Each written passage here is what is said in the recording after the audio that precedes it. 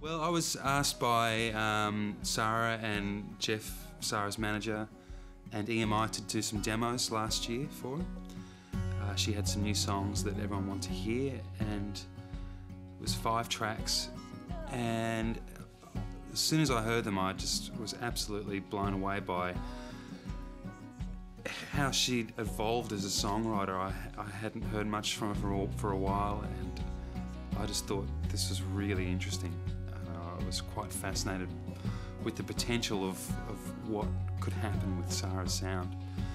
And so I think everyone was kind of expecting demos, and I had other ideas. I wanted to really take it as far as I possibly could, and I actually really wanted to get the gig as well. So I put a lot of heart and soul into those songs, and we did them really fast. We had like 3 days, we did 5 songs, and it was one of those wonderful sessions where everything was just pure instinct, and I didn't think about anything. I just had an idea, did it. And Sara was great. She played guitar. It was the first time on any of her records she's ever played guitar before, and she was really nervous, but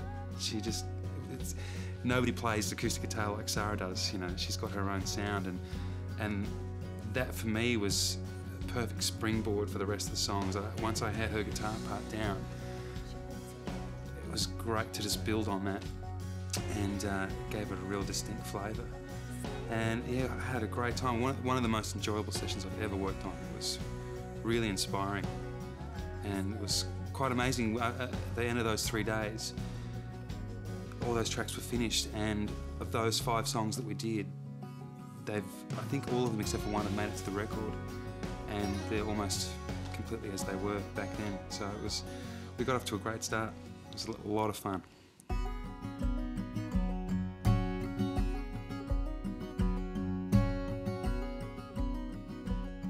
Earlier this year, I got back from America. The Waves actually just finished recording our record in Nashville in February, and I got home and there was a message on my phone, and it was from Sara saying, "You give us a ring, I want to ask you a question." And so I called her up, and she spoke about this idea of having me being involved with her new record. And I had a little bit of involvement on the last record as well, so I was more than interested in investigating her idea a bit further, and it basically all went from there.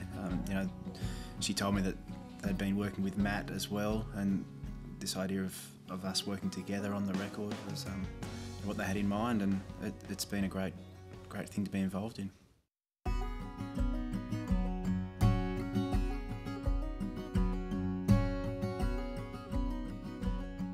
Previous to the call that I got from Matt Fell to engineer the record, I hadn't heard anything about Sara before.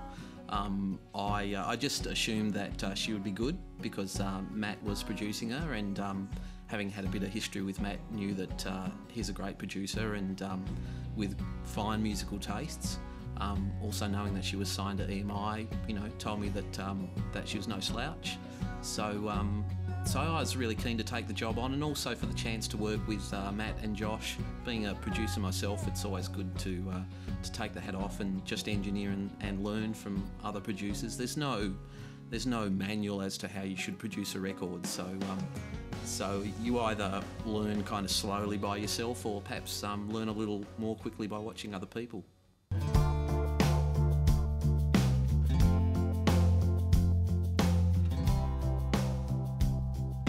I really love working with Matt. He's a risk taker, and I think he brought a lot out in me, because I just sit there and I just play guitar, play them as I do when I write a song, and I can see Matt, thinking and hearing all this amazing stuff, and then he just shows me by playing a bit on the organ, and it just blows me away. He just turned my little songs into something bigger and better, I think. And he brought a really cool edge to the songs, I think. But he still made them mine. He still made sure that they were Sara Storer songs, and he kept that storytelling, and he kept what I think is the most important thing alive, which is the lyrics.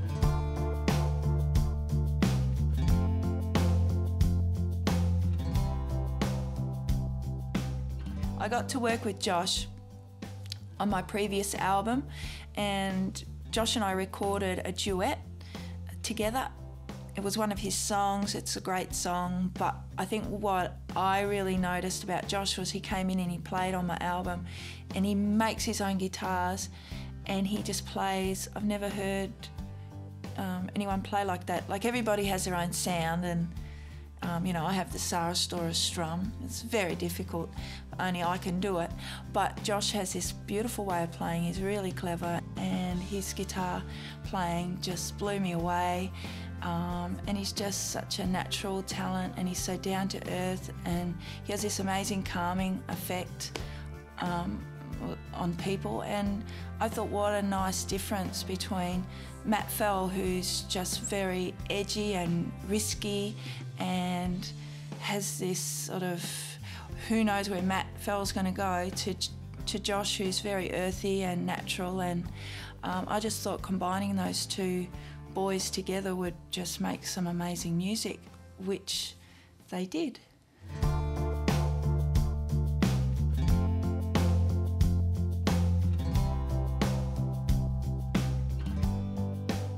Matt and Josh complement each other very well. They've got different skills in different areas.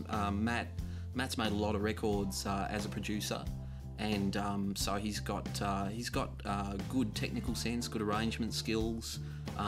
He has as a musician, he can play pretty much everything really well. He's got great ears. Josh is a very, very fine musician, and having worked in an ensemble, works very well with other musicians in an ensemble sense. So where Josh is kind of, you know, perhaps Josh is the heart and Matt is the brains. Perhaps maybe that's oversimplifying a bit, but the skills of the two of them seem to work really well.